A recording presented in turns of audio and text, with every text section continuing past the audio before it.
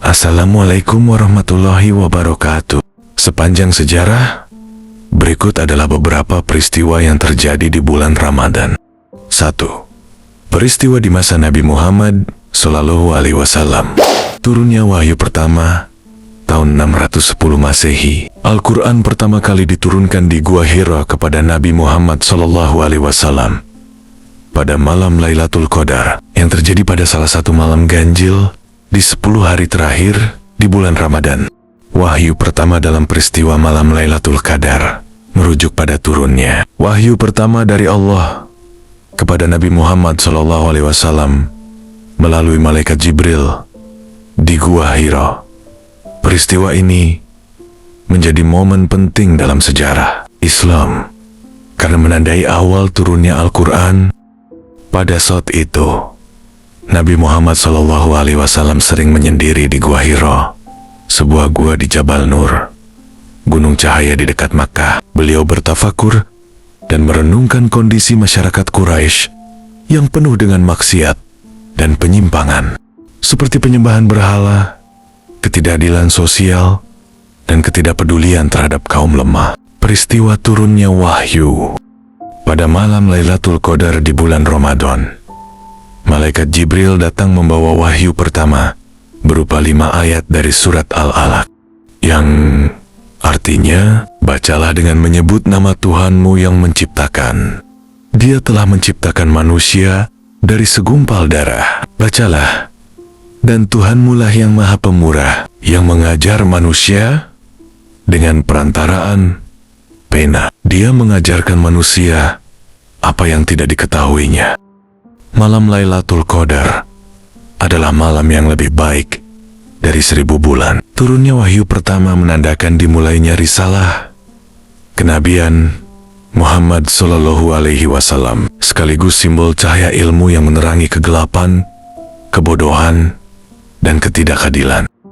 Pelajaran dari peristiwa ini adalah: pertama, pentingnya ilmu pengetahuan. Wahyu pertama yang turun berbentuk perintah membaca, menegaskan bahwa ilmu adalah pondasi dasar dalam agama Islam.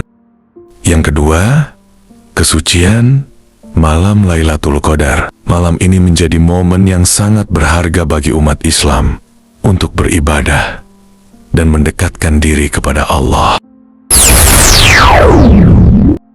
Perang Badar 624 Masehi. Perang besar pertama antara kaum muslimin dan Quraisy Mekah terjadi pada 17 Ramadan, di mana pasukan muslim yang kecil meraih kemenangan besar. Tanggal 17 Ramadan tahun 2 Hijriah bertepatan dengan 13 Maret 624 Masehi di dekat Sumur Badar, sekitar 150 km dari Madinah. Peristiwa ini sangat berpengaruh dalam perkembangan Islam karena menjadi penentu kekuatan awal kaum muslimin melawan kaum Quraisy Mekah. Kaum muslimin yang hanya berjumlah 313 orang dengan perlengkapan sederhana, dengan kendaraan 2 ekor kuda dan 70 unta, melawan kaum Quraisy yang jumlahnya jauh lebih besar, yaitu sekitar 1000 orang dengan perlengkapan perang yang jauh lebih lengkap, termasuk 100 ekor kuda dan unta yang berjumlah ratusan ekor. Pertempuran ini berlangsung sengit dan kaum muslimin berhasil meraih kemenangan dengan pertolongan Allah Subhanahu wa Ta'ala. Meskipun jumlah mereka lebih sedikit, kemenangan ini bukan hanya kemenangan militer, tetapi juga simbol bahwa Allah Subhanahu wa Ta'ala menolong kaum yang berjuang di jalannya. Perang Badar membuktikan bahwa kekuatan iman dan strategi lebih berharga daripada jumlah pasukan. Peristiwa Perang Badar ini juga diabadikan dalam Al-Quran, seperti dalam surah Al-Anfal 8 ayat 17, yang menegaskan bahwa kemenangan itu datangnya dari Allah. Peristiwa Fatu Makkah atau penaklukan Makkah adalah salah satu momen penting dalam sejarah Islam yang terjadi pada 20 Ramadan 8 Hijriah atau 10 Januari 630 Masehi. Peristiwa ini menandai pembebasan kota Makkah oleh Nabi Muhammad SAW dan para sahabat tanpa pertumpahan darah, yang berarti Nabi Muhammad SAW memimpin 10.000 pasukan muslimin dari Madinah menuju Makkah. Peristiwa ini dilatar belakangi akibat dari pelanggaran yang dilakukan kaum Quraisy terhadap perjanjian Hudaibiyah. Bani Bakar sekutu Quraisy menyerang Bani Huza'ah, sekutu kaum muslimin, sehingga Nabi Muhammad SAW memiliki alasan kuat untuk membebaskan Makkah. Nabi Muhammad SAW membagi pasukannya menjadi beberapa kelompok untuk memasuki kota dari berbagai arah, sehingga mempersempit ruang gerak kaum Quraisy. Beliau juga memerintahkan agar tidak ada pembunuhan, kecuali dalam keadaan terpaksa. Nabi Muhammad SAW membersihkan Ka'bah dari 360 berhala yang disembah oleh kaum Quraisy, menegakkan kembali tauhid di kota suci tersebut. Setelah Fatu Mekah ini, banyak penduduk Makkah yang masuk Islam, termasuk tokoh-tokoh penting Quraisy, seperti Abu Sufyan bin Harb, Hindun binti Utbah, Ikrimah bin Abu Jahal, Suhail bin Amr, Hakim bin Hizam, Sofwan bin Umayyah, Fudolah bin Umair. Peristiwa Fatu Makkah menjadi peristiwa besar dalam penyebaran Islam, karena saat itu Nabi Muhammad menunjukkan kasih sayang dan pemaaf kepada penduduk Mekah, termasuk musuh-musuh lamanya. Sikap ini membuat banyak tokoh Quraisy akhirnya menerima Islam secara sukarela. Peristiwa di masa kekhalifahan. Wafatnya Khalifah Ali bin Abi Thalib tahun 661 Masehi atau 40 Hijriah. Khalifah Ali bin Abi Thalib wafat pada 21 Ramadan setelah menahan rasa sakit selama 2 hari setelah diserang pada tanggal 19 Ramadan saat salat subuh di Masjid Kufah, Irak. Pelaku penusukan adalah Abdurrahman bin Muljam, seorang anggota kelompok Khawarij. Ali bin Abi Thalib, Khalifah keempat dalam Khulafaur Rasyidin.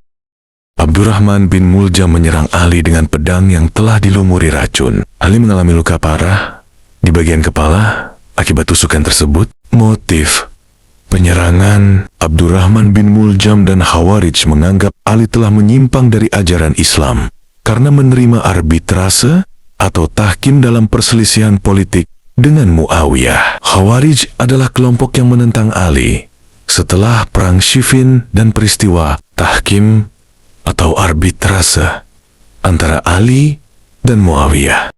Ali bin Abi Thalib wafat pada usia 63 tahun. Beliau dimakamkan secara rahasia oleh keluarganya untuk menghindari kemungkinan penodaan makam oleh musuh-musuh politiknya. Lokasi makam diperkirakan berada di Najaf, Irak.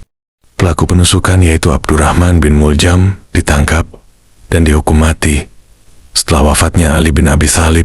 Dampak dari peristiwa kematian Ali bin Abi Thalib memperparah konflik politik di dunia Islam, memperkuat posisi Muawiyah bin Abu Sufyan, dan menjadi salah satu pemicu perpecahan besar antara Sunni dan Syiah. Peristiwa ini memiliki dampak besar dalam sejarah Islam, baik dari segi politik maupun perkembangan mazhab dalam Islam. Perang Zalakah 1086 Masehi. Pertempuran penentu di Andalusia tahun 1086 Masehi atau tahun 479 Hijriah. Di bulan Ramadan terjadi pertempuran besar antara tentara Muslim yang dipimpin oleh Yusuf bin Tasfin, penguasa dinasti Almoravid Almurabitun, melawan pasukan Alfonso VI, Raja Castilla dan Leon di Spanyol. Seiring melemahnya kerajaan-kerajaan Muslim di Andalusia akibat perpecahan internal, dikenal sebagai Mulukuth Thawaif atau kerajaan-kerajaan kecil Taifah, kekuatan Kristen di semenanjung Iberia mulai bangkit dan memperluas wilayahnya. Alfonso VI berhasil merebut Toledo pada tahun 1085 Masehi, yang menjadi pukulan besar bagi umat Muslim di Andalusia. Dalam situasi genting ini, para penguasa Muslim Andalusia meminta bantuan dari Yusuf bin Tashfin, pemimpin dinasti Almoravid di Afrika Utara, yang dikenal sebagai pemimpin kuat dan taat beragama. Yusuf menyeberangi Selat Gibraltar menuju Andalusia untuk menyelamatkan umat Islam.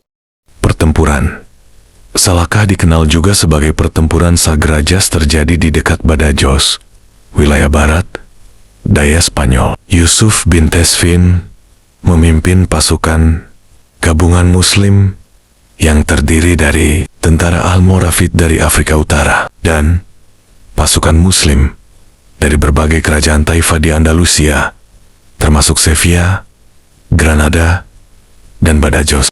Pasukan Alfonso ke-6 jumlahnya lebih kecil, namun dilengkapi dengan kesatria bersenjata lengkap.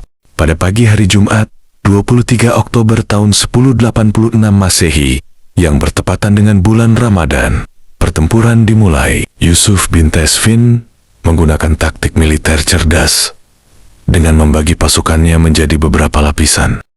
Pasukan Muslim berhasil mengepung tentara Kastilia, dan pada sore hari, pasukan Alfonso ke-6 hancur lebur. Alfonso sendiri berhasil melarikan diri dengan luka parah, tetapi sebagian besar tentaranya tewas.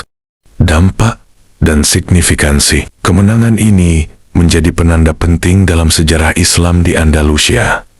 Perang Zalakah menghentikan sementara ekspansi Kristen di Andalusia, sekaligus membuktikan kekuatan dinasti Almoravid dalam mempertahankan wilayah Islam di tanah Eropa, serta menyatukan kembali umat Islam di Andalusia di bawah kepemimpinan Yusuf bin Tesfin.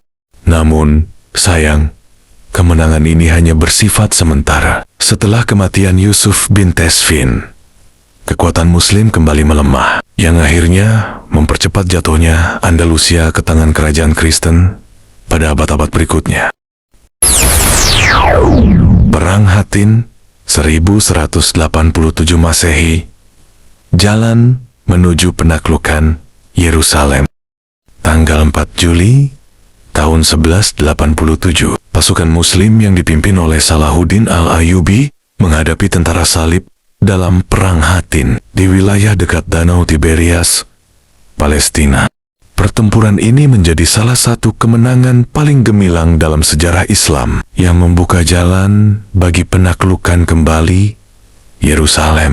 Perang ini dilatar belakangi setelah perjanjian damai yang rapuh antara umat Islam dan tentara salib sering dilanggar. Salahuddin mempersiapkan pasukannya untuk merebut kembali tanah suci. Ketegangan semakin meningkat setelah serangan brutal dari Raymond dari Tripoli dan Reynald de Cehatilan terhadap kafilah Muslim yang memicu perang terbuka. Salahuddin menggunakan taktik cerdik dengan memancing pasukan salib keluar dari benteng mereka di Tiberias menuju dataran panas dan kering di Hattin. Tentara salib yang dipimpin oleh Raja Guy dari Lusignan dan Reynald de Cehatilan terjebak di tengah padang pasir. Mereka kehausan dan kelelahan. Kemudian pasukan Muslim mengepung musuh, memutus jalur air, dan memanfaatkan panas terik untuk melemahkan musuh. Akhirnya, pada siang hari, pasukan salib hancur total. Raja Guy ditangkap, sementara Reynald de Cehatilan dihukum mati oleh Salahuddin sendiri karena kekejamannya terhadap umat Islam. Dampak dari kemenangan ini membuka jalan bagi penaklukan Yerusalem pada Oktober tahun 1187. Tanpa banyak pertumpahan darah, Yerusalem kembali ke tangan umat Islam setelah hampir 90 tahun dikuasai tentara salib. Perang Hattin menjadi simbol kemenangan keadilan dan kebijaksanaan dalam sejarah Islam, serta menegaskan nama Salahuddin Al-Ayyubi sebagai pemimpin besar yang dikenal atas keberanian dan sikap kesatriaannya. Semoga Ramadan ini menjadi momentum bagi kita untuk memperkuat iman, menebar kebaikan, dan meneladani hikmah dari sejarah. Karena sejatinya, kemenangan terbesar adalah ketika kita mampu menaklukkan hawa nafsu diri sendiri. Selamat menunaikan ibadah puasa Ramadan 1446 Hijriah. Wassalamualaikum warahmatullahi wabarakatuh.